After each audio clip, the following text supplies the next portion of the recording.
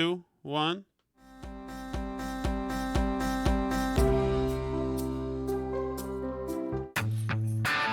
All right, Alice, on the early side for us on a Wednesday. Happy hump day.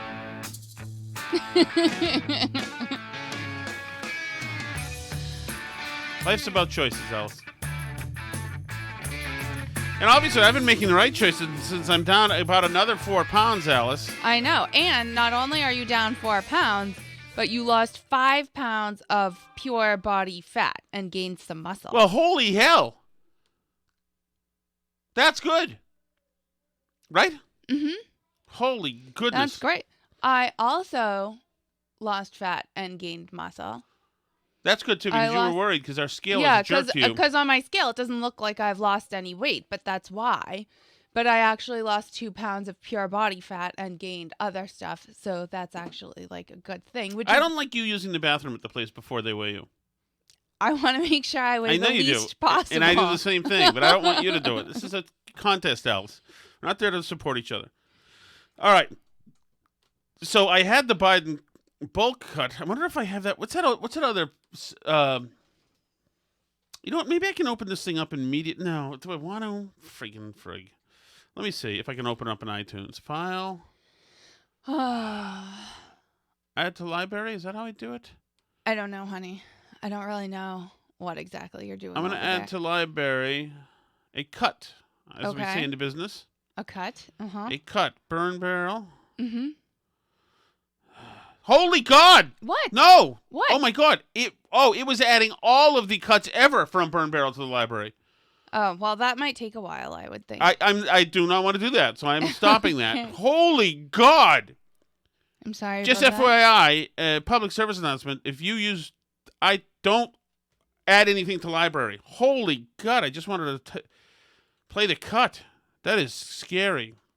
Okay, so now I've hit the thing twice. Let's see what happens. I'm sorry about that. Hey, kid, don't say sorry. Okay. Now I'm getting the spinning wheel thing, so now I'm just gotta wait here. So okay.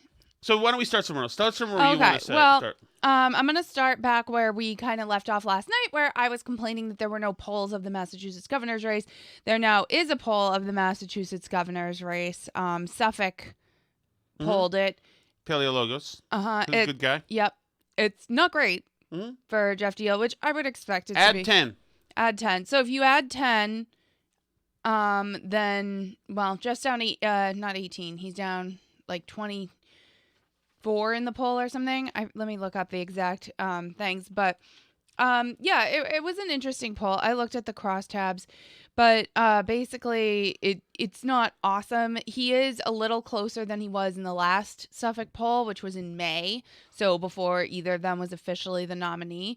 So it's not, amazing, but it's fine.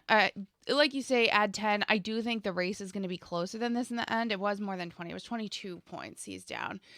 So, that's not great. I do think it's going to be a lot closer than that in the end, and I think people are going to regret not having paid more attention and tried to make him win the race, actually, because I think it's going to not be quite as far out of reach as people thought it was right now. Same with these other ones, although a lot of them are polling closer. I'm very impressed that, Lee Zeldin is polling within a few points of Kathy Hochul in New York. And a lot of these other polls, Jen Psaki tweeted last night about the Siena and New York Times polls. Holy moly, Siena NYT poll, more than a third of independent voters and a smaller but noteworthy contingent of Democrats said they were open to supporting candidates who reject the legitimacy of the 2020 election as they focus on economic issues. Oh no, Tom, the voters are focusing on economic issues. They refuse to care about the very, very important January 6th, very important saving democracy that the Democratic Party is doing. And I hear this a lot, like whenever I tweet anything, I get the weird little bots that pop out of nowhere and they're like, that's not going to matter if there's no democracy left. Yeah. And it's like the world's dumbest argument. Do you not know why democracies fail? They fail because people don't have like basic necessities, right? Like the reason why governments collapse, any kind of government really, like the reason why governments collapse or fall apart or there's regime change is that people don't have the basic necessities of life. If people can't afford food, if people can't afford shelter, if people can't afford to heat their homes this winter, which is a serious concern in New England right now with the way the prices of heating fuel are going. And it's getting worse over the winter. So, you know, if people can't afford those basic things, then whoever is in charge of the government is in big trouble. And it doesn't matter if you're a democracy or what you are. The only convenient thing about a democracy is that you have a non-violent way to get rid of them. Right. Right? So, but all your like whining about democracy is not going to matter. It's not going to matter. Because at the end of the day, people just want to live their lives. People don't care, by the way, if they live in a democracy for the most part. I mean, they might think that they do or whatever. Like, it's or like freedoms, whatever. And I mean, like, I like freedom as much as the next person. But at the end of the day, people want to be able to feed their families and like live a normal life on their street. And most people don't care in a theoretical sense what form of government they live under. It's not a pocketbook issue. Like people really want to make sure that their kids are fed and their home is warm and things like that. And that's what the Democrats are failing to provide at this moment in time, and why like the Democrats are in for a huge drubbing in November, because this is not going well for them. No, and this will bring me to Biden. Unfortunately, I can't queue here, so I'm just gonna have to find out where I am. But Biden came out today to talk about releasing more barrels of oil, whatever. It's all an election ploy. It's yada yada. You know what it is. Because they're getting tanked, and he's saying, "Okay, I just gave you guys college loan forgiveness. I'm going to give you barrels of oil and tout how good we're doing as far as energy goes." And so he went out there today and just said everything's wrong. You're wrong about oil and his energy production. You're all wrong. He then yelled at oil companies, gas station owners, and Putin, essentially. Okay. But here's a little part of it here. Our gas has fallen. Good afternoon. Earlier this year, because of Putin's invasion of Ukraine, Here we go. the price of oil and gas increased dramatically. Already, that is a POS answer. Yeah. So you know that the rest of this presser is going to be fraudulent. Because he started off, okay, I'm going to horse bleep you here, and I can't be trusted. I'm not going to level with you. He either believes that he's smart enough to be effectively lying, Right. and they think that they can out-message the truth, or he's insane and thinks that this is the truth. And I acted decisively at the time, and thanks in part to those actions, the price of our gas has fallen 30% from the summer highs. And then it started going back up again. Price of gas fell 30% from After the summer. it tripled. Right, after it tripled. From the summer highs. Well, who was president in the summer? No, I did that. I made it fall. Who made it high? Nobody. Putin. Yep. Now it's down about $1.15 a gallon from their peak during the summer. Gas prices have fallen every day in the last week. Let me repeat. Gas prices have come down, and they continue to come down again. They're now down more than 27 cents a gallon in Wisconsin this past week, 27 cents in Oregon, 16 cents in Ohio, 25 cents in Nevada, 17 cents in How about Los Indiana. Yeah, it's like $7 in Los Angeles. And that's progress. But they're not falling fast enough. In fact, they're not falling Families are at such a hurting. rate now that they're actually You've heard me say it rising. before, but I get it. It's a I really come from slow family. rate of If falling. the price of gasoline went up at the gas station, we felt it. Gas prices hit almost every family in this country, and they squeeze their family budgets. He's saying, I understand it. I come from a family. Gas prices matter.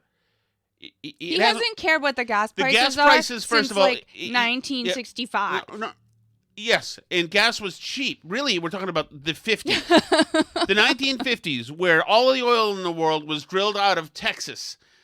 You know, where gas prices mattered. Like, Morgan says he sounds good. I Yeah. assume that's a sarcastic comment, Morgan. 'Cause, yeah. So he starts off with a lie and then some BS. When the price of gas goes up, other expenses get cut. That's why I have been doing everything in my power to reduce gas prices since Putin's invasion of Ukraine. What did he just say about it? When the price of gas go up, other expenses get cut? I think he means like you have in your household budget. Oh, okay. It's an inartfully said. Price hikes, these prices to spike and rattle international oil markets. Excuse me. I focused on how we can protect American families from that spike and give folks just a little bit of breathing room, as my dad would say. Today, I'm announcing 3 critical steps that my administration will take to His dead fucking father did not coin give it a little bit of breathing room, as my dad would say.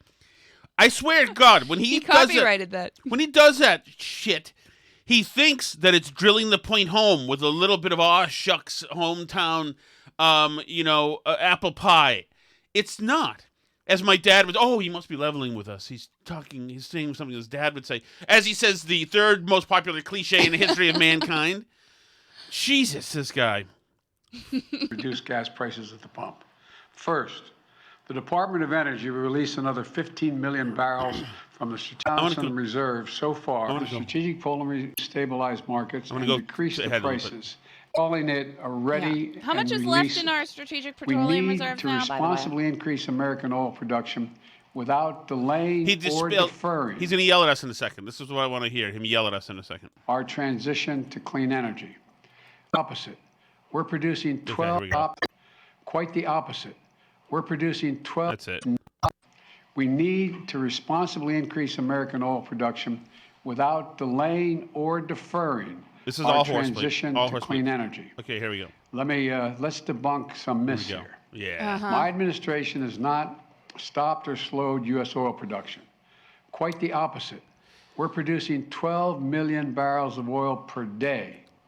And by the end of this year, we will be producing 1 million barrels a day, more than the day in which I took office. The day in which he took office? Really? More than January 21 of 2021. Apparently. When the world was still totally shut down and not going anywhere, and nobody went anywhere whatsoever. So we're producing now since more than then, when the lights were off in the world. Right. What a disingenuous POS this guy is. It's remarkable to me. Remarkable to me. And even the fact that he said, I just want to dispel some rumors. It is so, can you leave, please, my friend? What? That doesn't make me go away. Oh, you can sit by me and use it as long as the sound's off. Can you go play with Cyril Anson somewhere?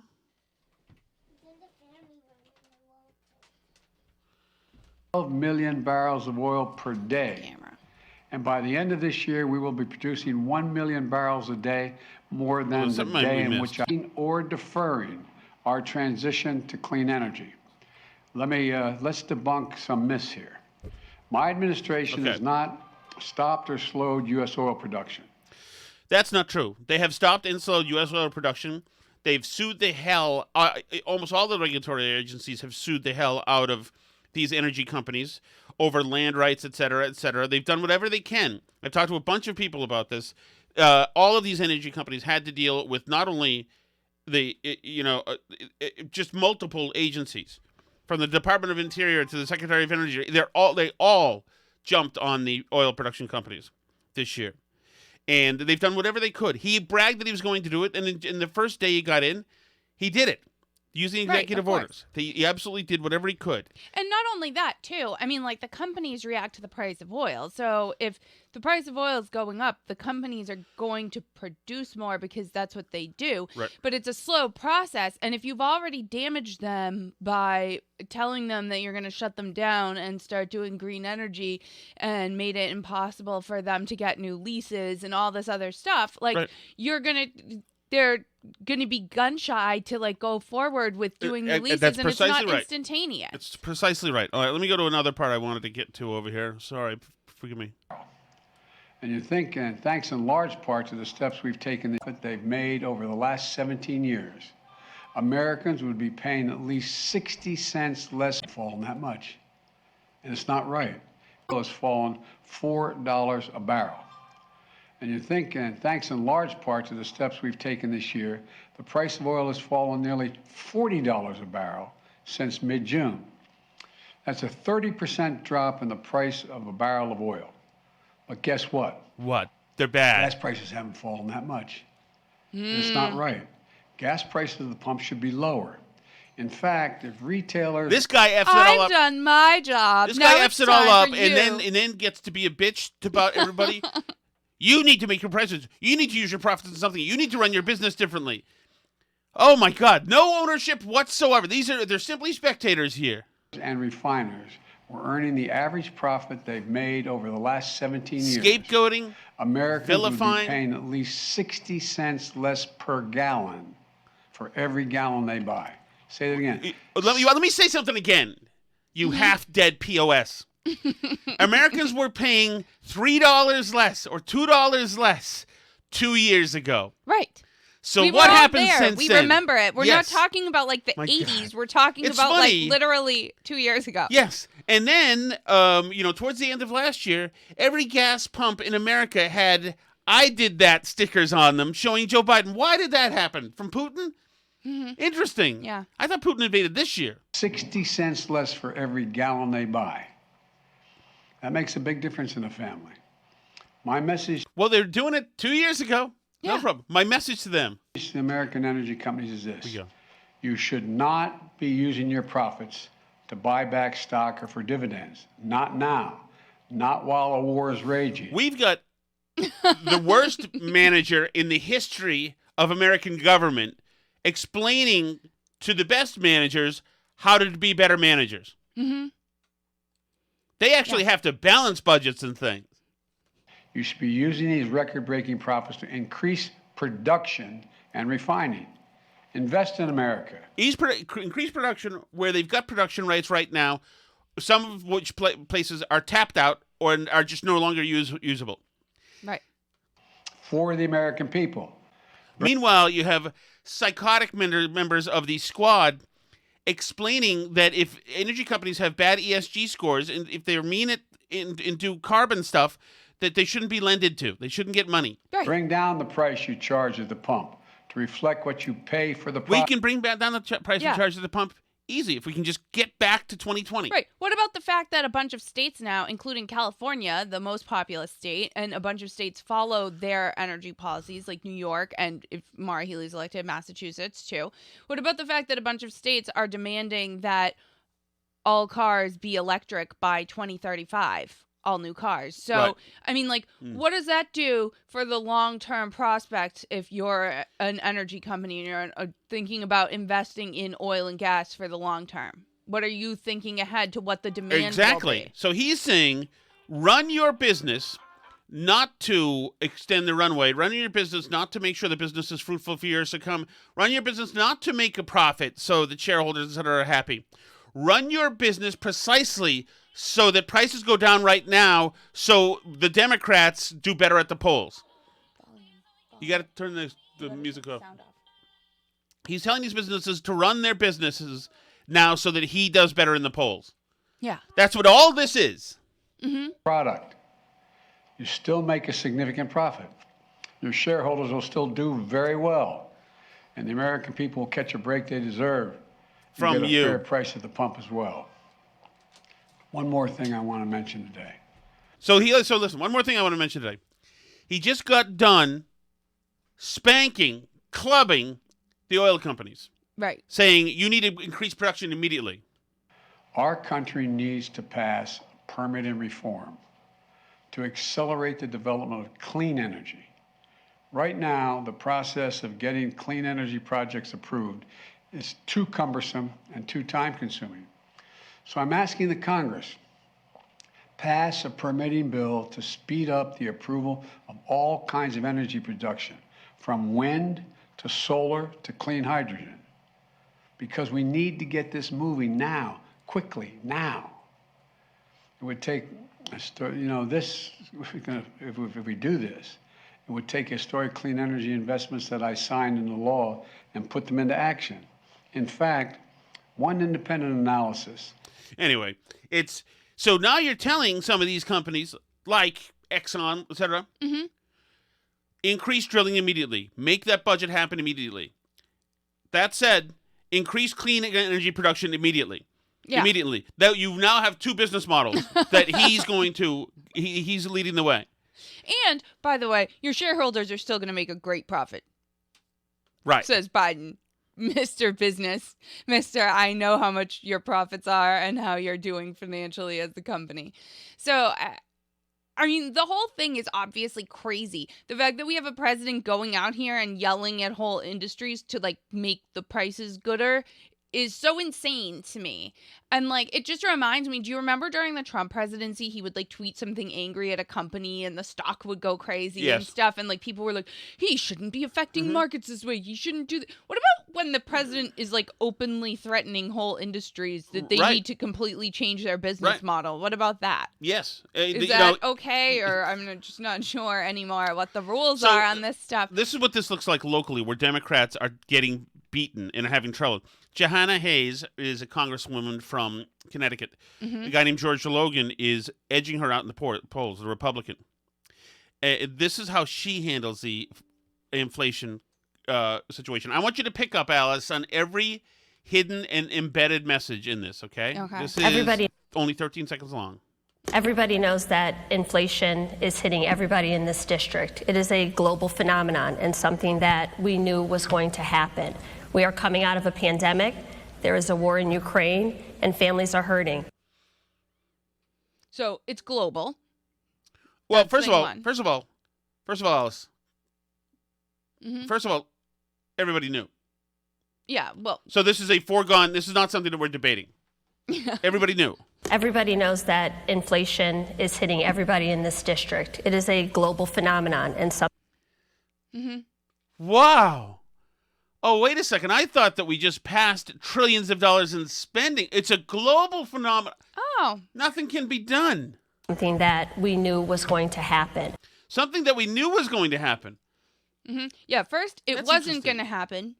Then, if it was going to happen, it was going to be transitory. Well, yeah, first it wasn't going to happen, then it isn't happening. And then you're doing Putin's bidding. And it's transitory. Transitory. And, well, maybe it's not so transitory, but inflation's actually good. Right. And then, yes. And then Inflation Reduction Act. And then it's still happening even worse. We are coming out of a pandemic. There is a war in Ukraine, and families are hurting. By the way, hold on. Everybody knows that inflation is hitting everybody in this district. So, in other words, let's move on to more important issues. Global phenomenon. A global phenomenon. Nothing can be done. It's a global phenomenon. It's a phenomenon, by the way, too. There's a phenomenon happening inside the head of the idiot at 1600 Pennsylvania Avenue. That's a phenomenon. Something that we knew was going to happen. We are coming out of a pandemic. There is a war in Ukraine, and families are hurting. Wait a second. What does your war in Ukraine have to do with me? Yeah. By the way, there's a war in Ukraine. Is she telling me to support the troops? Is that it? Rally around the flag, be patriotic? Is that what she's saying? Yeah, just suck it up with the inflation. There's a war with Ukraine, and I think the Ukrainians are fighting the Russians. Right. Right? So why does that have to do with me? Is there a war in Saudi Arabia right now? Yeah, well, Putin does export a lot of. Well, is there a war in Texas right now? No, but yeah. So and this is the stuff like. And by the way, here's another thing, Democrats. The war in Ukraine didn't exist 2 years ago. Right. It exists because of Biden. When they blame the war in Ukraine for oil prices, they can turn that finger directly at themselves. Right. Because they gave us the war in Ukraine that we're kind of in now but aren't in and kind of are in. Where this freaking tiny, spoiled little dickhead Zelensky is yelling at us, demanding the West must do this, the West must do that. Did you see that they're publishing a book of his wartime speeches, by the way? I can't. Wait, but it gets better. Do you know who wrote the introduction to Zelensky's book of wartime speeches? Would it be Barack Hussein Obama, Alice? No. Stephen Colbert? No. Joseph Robinette Biden? No. Zelensky is writing the introduction to his own book of wartime speeches. I don't like him. No. And you know what? I get the feeling that Putin is a funnier guy. Now, I understand Putin's a murderous killer POS. I get it. But I bet you he's funnier. When he's not killing you, I think I he's don't know. probably funny. Zelensky's a very famous comedian. I know. Honey. He's world famous. Everybody knew him before this, too. Yeah, it's They very were big important to fans. me that there's viral video of Ben Stiller going in to say hi to him in the Royal Palace. And that all these meet and greets are happening. God, can you imagine? That brings me to Olivia Wilde, Alice. We have time to talk about this? Sure, go for Did it. you even hear about this today? I didn't see. I saw that you sent something, but I did not have time to read the latest thing you sent about them. Yeah, but I love this love happened- the drama around this movie and her and this whole thing. Well, the Jordan Peterson thing? Yeah. And just everything about it, like the fact that they had to fire Shia LaBeouf because he made what's her name feel unsafe. Olivia Wilde? Florence Pugh. Oh, really? And then I can see and that. then He's psycho, she isn't he? started and then in like the most crazy move ever, she like starts dating the star of her movie that she hired, Harry Styles, while she's married and dumps her With husband. kids, right? And like I don't know if she has kids. I Yes, don't she even said know. they have kids. And like and They have- then that's and what- then you saw she was in trouble too because she talked about how her movie is so like sex positive for women and stuff and it showcases female pleasure and all this stuff. But then it turns out that like in the plot of the movie, this is a spoiler, I guess, if you were going to go see this movie, but it turns out in the plot of the movie that like she's actually trapped in like a fake virtual reality that her like husband has trapped her in. So actually all the sex is like non-consensual and fake. So the fact that she tried to sell it as like a positive depiction of female sexuality, everybody decided was actually really problematic. She also got in trouble because she cut a bunch of the scenes of some of the only like people of color in the cast, and they complained on Twitter that she cut all their scenes. Oh, really? Yeah. Oh, like yeah. the only black woman. They in have it two and kids, whatever. Otis, 8, and Daisy, 6. Yeah. Okay. Um, Well, poor Otis and Daisy now have to split their time because Well, Olivia Wilde wanted to hook up with Harry Styles. So I mean, that's going to last long, by the way. It usually lasts long. The guys in their 20s generally want moms in their 30s. So this Yeah. is did you know that like 75% of no fault divorces are initiated by women? By the way. no. What does that mean? You mean they call the lawyer? No, I mean that they leave the husband. Oh, In no fault divorces, like 3/4 of them are the woman leaving, not the man. yeah. Well, I assume because the women. Yeah, it's true. The men never get divorced. The women do it and then fleece the guy. At the end of December 2020, the nanny, this is the nanny you're about to hear some of her texts, the nanny traveled to London with Sudeikis and the two children begin filming the second season of Ted Lasso. By this time, the nanny was also attending the sessions, but these are with a psychologist sessions, but became upset when Sudeikis signed her up for sessions with his life coach, who pumped her for information about Wilde. Sudeikis would also call and text her constantly from the Ted Lasso set. She claimed asking if she had heard from Wilde and becoming angry if she texted her. Feeling manipulated and overwhelmed by the increasingly toxic relationship between her employees, the nanny told Sudeikis she wanted to leave at the end of January, but offered to continue working for another 6 months while they found her a Maybe replacement. because she was cheating on him with Harry Styles. Maybe But- that's why he was interested in what she was Yep. doing. But on February 1, the nanny claims she was abruptly fired at late at night by a drunk and out-of-control Sudeikis, who had become enraged after discovering she had texted Wilde. After flying back to the U.S., she said she was cut loose without severance pay and has been unable to claim unemployment because Sudeikis and Wilde have claimed she wasn't fired but resigned. She said, "I got nothing at all. I asked about severance pay, but they didn't give me anything. It has been terribly difficult for me. The most difficult part is I have been a nanny for 20 years and it's my career. I adored children. I was so happy in what I do. This just tore me apart and I was afraid to go to work with other families thinking they're just going to hurt me," or whatever. Anyway, here's Sudeikis' text with her. Mm-hmm. Here's her texting him. "Hey, I'm going to call the police unless you come downstairs and speak with my sister, my and Lindsay's sister, Lindsay. It is your choice. I do not feel safe with you in the same home as my children right now. A simple conversation could be very helpful. Please, everything is going to be okay." She said, "Jason, it's after 10. Can we talk tomorrow? You've been drinking and really angry. I'm very afraid of you right That's now. a setup text Yeah, for this when is where I she would be. leaks the Yes. text. I just want to go to bed with Cooper. No, please come down. Record everything. You've My been sister drinking Lindsay and is here. very angry text. She says, I'll pack my bag. Yes. She says, I'll pack my bags. He said, then Olivia Wilde said, this is her to Olivia. Olivia, I have a ton to tell you of what I've been dealing with since you've been gone. You wouldn't know because you hadn't asked, I guess. I also sent Jason a revised contract, but he had rescinded me, etc. I am both of you. Letter of recommendation. She's not very good. Olivia said, I'm so sorry this has gotten so out of control. It's so hard to understand what is happening without being there. I will call as soon as I've spoke to Jason. I'm on my way to work now. I hope you're okay. Where does she work? What is that like? Is that the set? I guess so, yeah. But yeah, I mean, this is a disgruntled employee of The nanny explained the night she left with her salad, Jason had chased after her, videotaping her in the house.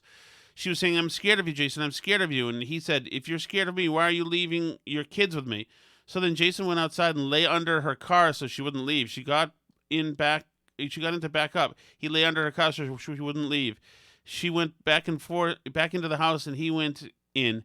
It was back and forth. He said he was doing it on purpose to make her late to go see Harry. Wow, she's with him and she's going just to see this guy out in the open. What POS Harry Styles is, huh? I mean, all these people suck, I think. There's something more about her and her salad that's... I don't know. It's such crazy behavior from everybody. It's no wonder, Florence Pugh, barely did any publicity for the movie, barely went to anything or, talked about it or did anything because I think she wanted nothing to freaking do with it and all the drama and craziness and whatever. But it's one of these things where the movie probably would have been totally forgettable except for the fact that there's so much craziness surrounding Right, isn't that interesting? it. I think that's going to be the trend now. All the buzz around these pieces of crap movies are the things. Of course. I mean, I think that's it's hard to even know how much of this is on purpose because of it and how much isn't.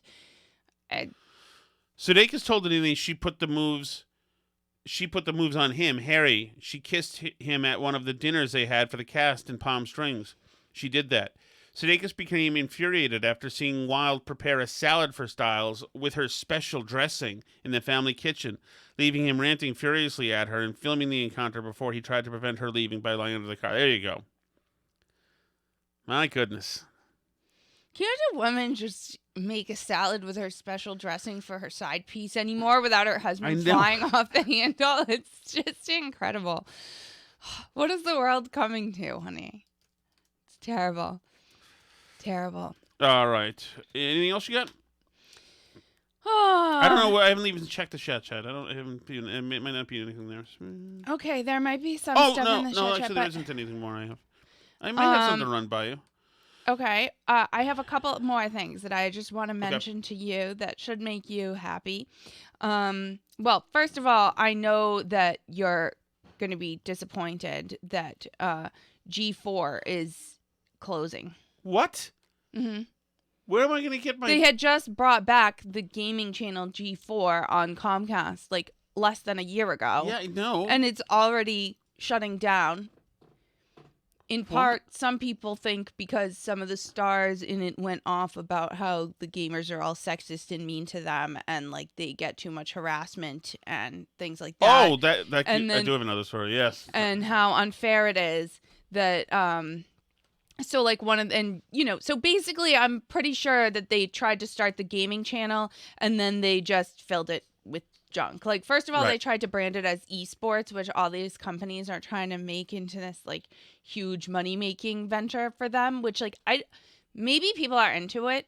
I don't know. If any of you Burn Barrel listeners out there are really into esports and you bet on people playing imaginary basketball in a video game or whatever, let us know. But I don't understand it. I don't know who's into esports, right? I don't get it. They have the esports draft and stuff, and and G4 was trying to do all this esports stuff. So that I literally don't understand at all.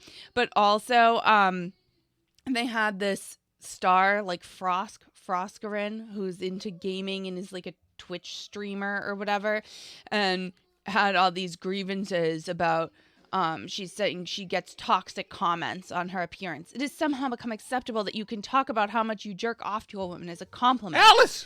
It's dehumanizing and it's weird. Women do not exist to be nice on the eyes for you. Olivia Munn didn't exist to be nice on the eyes for you, she said at the time. So, and then she did a whole thing on TV about how there was so much sexism in gaming and at the G4 channel. And she says the company, now that they've closed, she says they didn't support her enough and all this stuff. So, yeah. Well, you know what I'm just glad is? I'm glad Hathahate is over. Hathahate? You don't remember Hathahate? Hathahate? Yeah. Oh, Anne Hathaway, I no longer live in fear of Hathahate after Oscar criticism.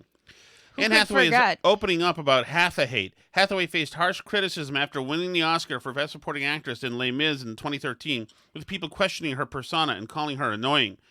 The actress became the butt of the joke all over the internet. Not over the part I was on. I didn't know there was a Miserable movie. I didn't know she was in it. I didn't know she won an Oscar, and I didn't know about Hathahate. I did know there was a movie. I don't know if I knew she won an Oscar. New York Times even publishing an article titled, "Do We Really Hate Anne Hathaway?" in which she's depicted as one of the princessy theater school girls who have no game and no sex appeal and eat raisins for dessert. Ouch! God, that one hurts. Imagine going through that. Hathaway, 39, decided to address the issue head on. Well, 9 years later, head on, saying that the language of hatred begins with the self. Ooh. Is that Sun Tzu? Sun Tzu? Who is it? Sun Tzu or Sun Tzu? Sun Tzu is the art of war.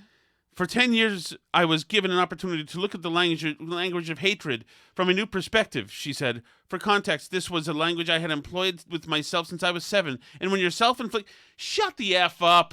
She is an annoying princess. I'm in on Hathahate I like now. Anne Hathaway, I always liked her actually. because she's attractive. But she's an idiot. God. Hathahate.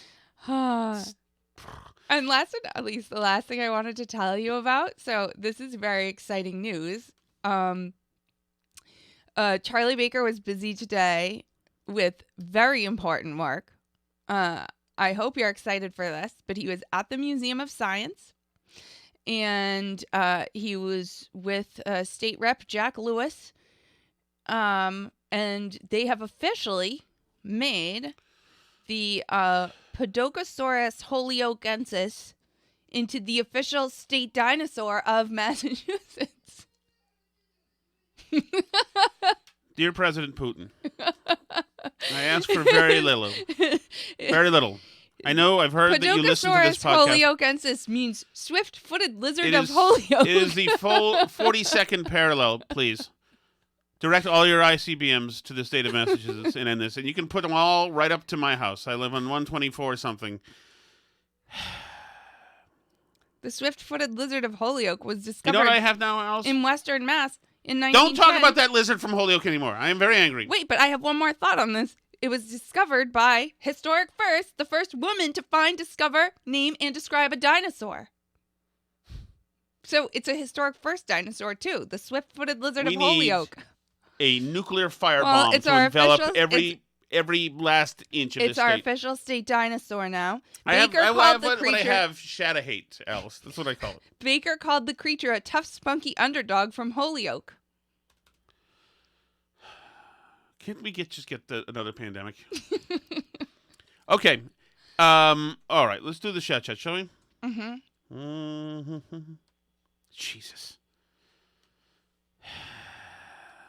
No. Hey. It says guess the film. I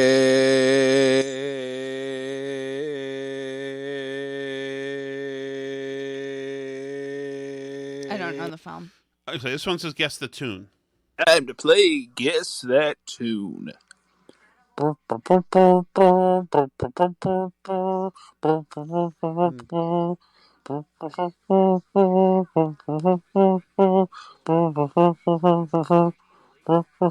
Hokey Pokey? I don't know. Let me just check the chat beforehand. I really need to do that. Here we go. Hi, Tom and Alice. Oh. I was just watching the live stream, and I must say Alice is looking fine. Hey. I wonder if she would be up for some role play where I am Joe Biden and she is an ice cream cone. Oh, man. Ta-ta. Oh, man. That is indeed one of the most graphic things that's ever been said. That's either Joshua from War Games or is that... I think it's Stephen Hawking calling back. Oh, was that Stephen Hawking calling back? Yeah, that's Maybe it was. So we missed this from yesterday, and I got angry comments. I'm really not certain politically if she does have the ability to have that position after election. That was I don't get it. that was a takeoff on me doing the reading where you fell in the room. Oh, okay. That's what that was, and he's got his own sound effects. Because she's just not ready for it, in my view. You see, in I see. retrospect, Okay, makes sense. Makes retrospect, sense that now. was good. Sorry about that. It is good. I'm sorry Alice didn't understand it. Thank you so much for listening. As always, everybody, you have one more day now to get in your chat messages for the week. That is at burnbarrelpodcast.com. There's a red button where you can record those. You can also write us emails, burnbarrelpodcast@gmail.com. You can talk to us on Twitter at burnbarrelpod, facebook.com/burnbarrelpodcast. If you want to join in live streams and get extra content each week, you can go to patreon.com/burnbarrel. Thank you. See you tomorrow. C'est la vie.